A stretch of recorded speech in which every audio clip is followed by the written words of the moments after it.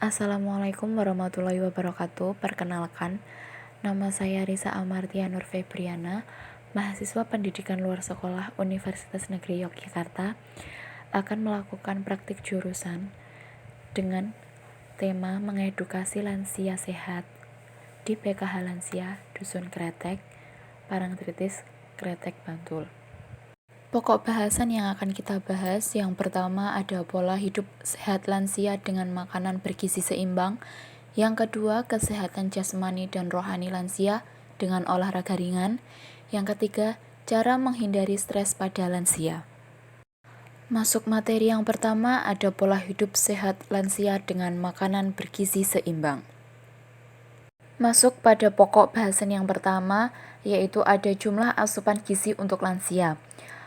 Pola makan pada lansia dalam pengaturan jumlah makanan sebagai sumber energi hendaknya harus mengandung semua unsur gizi, seperti karbohidrat, protein, lemak, mineral, vitamin, dan serat dalam jumlah yang cukup sesuai dengan kebutuhan lansia, serta harus seimbang dalam komposisinya, menurut Maryam 2008.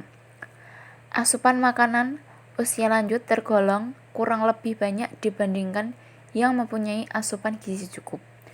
Hasil penelitian banyak menunjukkan bahwa kebanyakan usia lanjut mempunyai asupan makanan kurang dibandingkan asupan makanan yang cukup.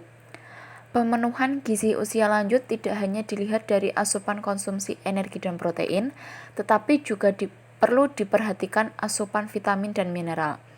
Kebutuhan vitamin dan mineral bagi usia lanjut penting untuk membantu metabolisme zat gizi yang lain. Yang selanjutnya ada menu harian untuk lansia. Dalam menu seimbang, bagi lansia juga harus membatasi makanan yang diawetkan dan dianjurkan pada lansia untuk minum air putih 10-15 gelas sehari karena kebutuhan cairan meningkat dan untuk memperlancar proses metabolisme, serta makanan sehari disajikan dalam keadaan masih panas ataupun hangat, segar, dan porsi kecil. Para ahli menganjurkan bahwa usia lanjut yang sehat menu sehari-hari hendaknya yang pertama tidak berlebihan, tetapi cukup mengandung zat gizi sesuai dengan persyaratan kebutuhan lansia. Yang kedua, bervariasi jenis makanan dan cara olahannya. Yang ketiga, membatasi konsumsi lemak yang tidak kelihatan atau menempel pada bahan pangan, terutama pada pangan hewani. Yang keempat, membatasi konsumsi gula dan minuman yang banyak mengandung gula. Yang kelima, menghindari konsumsi garam yang terlalu banyak, merokok, dan minuman alkohol. Yang keenam, cukup banyak mengkonsumsi makanan yang mengandung serat seperti buah-buahan, sayuran, dan serealia untuk menghindari sembelit atau konstipasi. Yang ketujuh, minum yang cukup. Susunan makanan sehari-hari untuk lansia hendaknya tidak terlalu banyak menyimpang dari kebiasaan makan. Masuk pada pokok bahasan yang kedua, yaitu kesehatan jasmani dan rohani lansia dengan olahraga ringan. Masuk pada pokok bahasan yang kedua, ada jenis olahraga ringan yang aman untuk lansia. Pada beberapa penyakit, pemilihan olahraga ini harus disesuaikan. Yang pertama ada pada radang sendi. Misalnya olahraga terlalu banyak menggerakkan sendi mungkin akan menimbulkan rasa nyeri. Namun, sendi yang meradang juga tidak boleh dibiarkan tidak bergerak karena dapat menimbulkan sendi menjadi kaku. Salah satu pilihan yang cukup baik untuk penderita radang sendi kronik adalah olahraga berenang. Yang kedua ada penyakit jantung koroner. Dokter akan menganjurkan olahraga sesuai dengan keadaan pasien. Biasanya, olahraga yang dianjurkan adalah olahraga yang bersifat aerobik. Jenis olahraga aerobik diantaranya adalah ada jalan kaki, bersepeda, dansa, berenang, dan juga golf. Pada penderita penyakit paru obstruktif menaun, olahraga juga bermanfaat. Olahraga pada penderita penyakit paru obstruktif menaun dapat meningkatkan kualitas hidup penderita. Yang keempat, ada penyakit infark jantung akut, merupakan penyakit yang mengharuskan penderita istirahat total di tempat tidur. Namun, biasanya istirahat total ini hanya beberapa hari. Secara bertahap, penderita akan dilatih mobilisasi dan kemudian akan dianjurkan untuk berolahraga ringan, menurut Angga 2010. Pembahasan selanjutnya ada manfaat olahraga ringan bagi lansia menurut Angga 2010. Yang pertama, ada meningkatkan kekuatan otot jantung sehingga dapat memperkecil resiko serangan jantung. Yang kedua, memperlancar sirkulasi darah dalam tubuh sehingga dapat menurunkan tekanan darah tinggi. Yang ketiga, menurunkan kadar lemak dalam tubuh sehingga dapat membantu mengurangi berat badan yang berlebih dan terhindar dari obesitas. Yang keempat, menguatkan otot-otot tubuh sehingga otot tubuh menjadi lentur dan terhindar dari penyakit rematik. Yang kelima, meningkatkan sistem kekebalan tubuh sehingga terhindar dari penyakit yang menyerang kaum lansia. Yang keenam, dapat mengurangi stres dan ketegangan pikiran.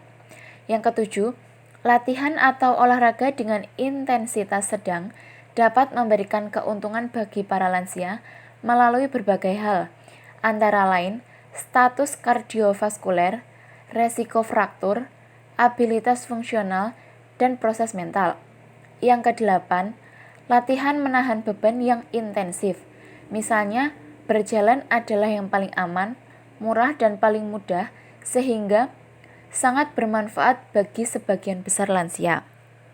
Pokok pembahasan selanjutnya yaitu cara menghindari stres pada lansia.